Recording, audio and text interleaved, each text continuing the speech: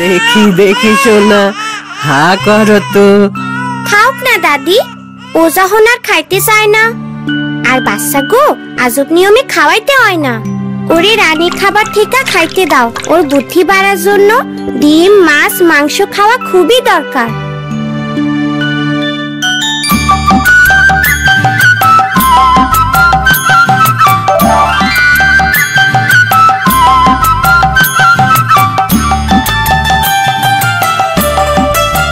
দাদি, তুমি এসব কি খাইতেছে?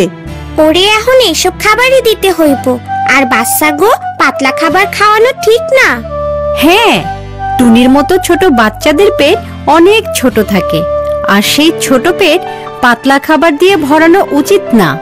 তাই 6 মাসের বেশি বয়সী বাচ্চাদের মায়ের দুধের পাশাপাশি নানা রকমের পুষ্টিকর খাবার দিতে হবে।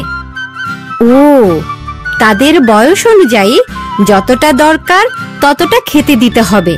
খাওয়া দাওয়ার ব্যাপারে যত্ন নিতে হবে।